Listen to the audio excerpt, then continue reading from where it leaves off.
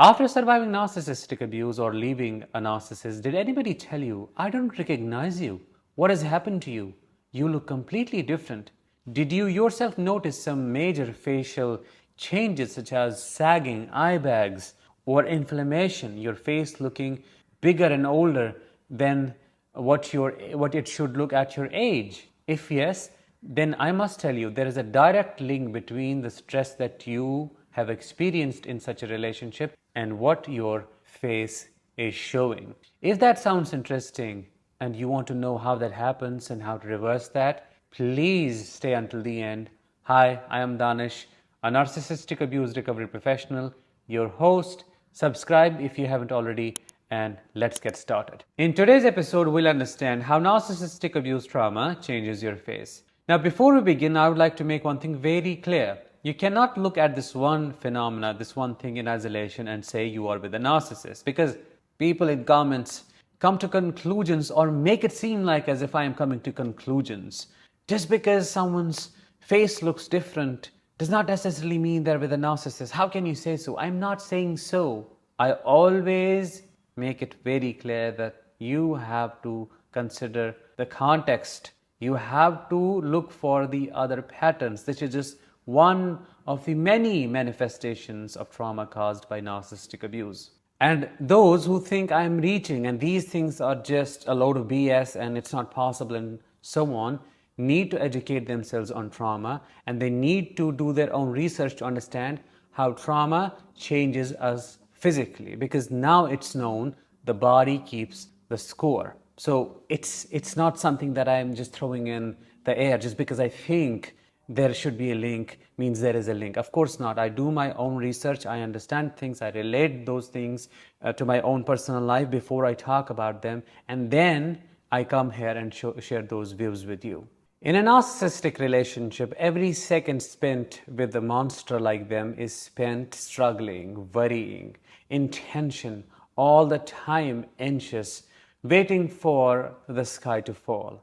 And I have said it so many times that keeps your body in an activated state we call hypervigilance. What does that look like on a muscular level? Tightness. And I have talked about our shoulders, neck, and the body downwards, but what about the face? Your face is the primary place that absorbs the stress caused by narcissist abuse, because there are eyes in there that see it all.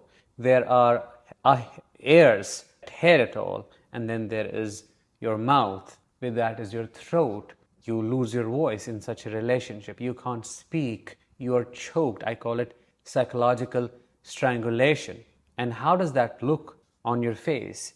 These muscles on the corners almost go down, and they stay down because of this overwhelming sadness. The muscles then create the tension on this area. This whole area goes down, which causes sagging like of effect, and then that causes tension on this area in combination as well. That downward motion is followed by inward pinching in this area. You're always like this, unconsciously tightening up your eyebrows, and your eyes are always on alert or shocked.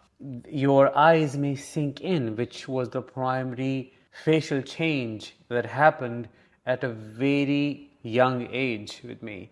My eyes were completely sunk in, and it felt like someone had pushed them in, or I always looked older than my actual age. Why? Because of the stress that I was exposed to, because of the trauma that I have experienced. And this facial feature, eye sinking, I have noticed is present in my other sibling as well, and the children in our family. I remember a couple of years ago, my classmates asking me, what's wrong with you? And I would go like, why? Why do you think anything is wrong with me?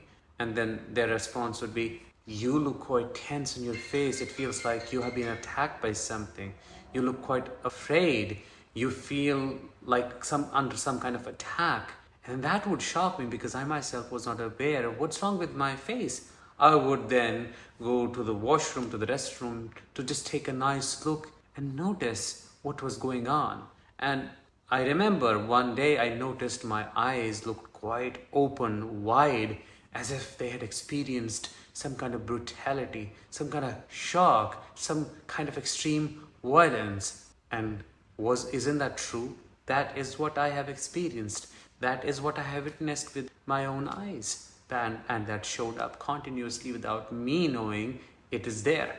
They say the eyes are the windows to your soul. I say the eyes are the windows to your trauma. You just have to understand the language they speak. The other aspect of this major facial change that happens because of the narcissistic abuse, trauma, and stress is looking older quite naturally. You may be 18, but you may look 37. And people won't understand why, because your face is always in a worried state. It's bigger. It looks completely different. People can tell the difference, and you can tell that as well, but you can't understand why that is happening, which proves chronic stress of all types ages our body, which shows up as these changes. Have you noticed any major facial changes in yourself? The difference between how you used to look before and how you look now?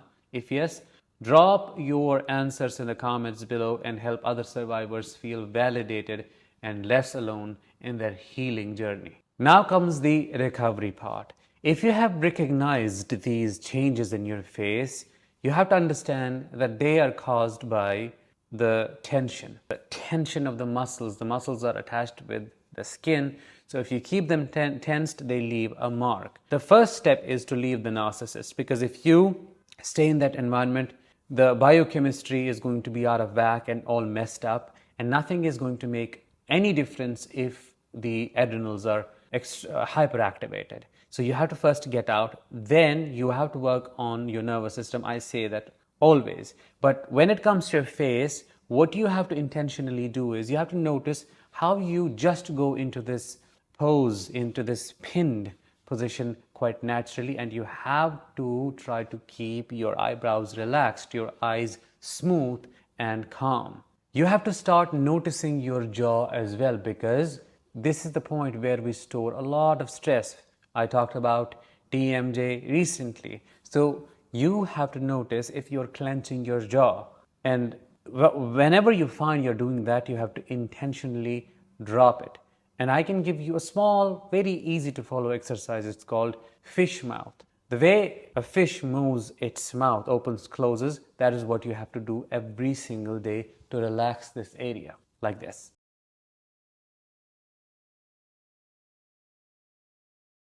You have to open your jaw as widely as you can without forcing it, and then close it gently, letting the tongue rest on the floor, and you have to then breathe as deeply as you can. Another exercise that you can follow to relax your facial muscles is faking chewing a gum, like this.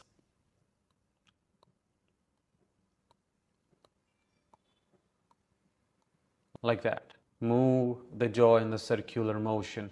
That will relax this area. And you have to do this for a while for you to see and notice the changes in your face overall. So for eyes, you have to relax this area, and for your mouth, you have to relax your jaw. The conclusion is you have to leave the narcissist. You have to cut off the source of your stress for your body to naturally activate all the healing mechanisms to restore itself. You have to be gentle with your body to understand its rhythm, because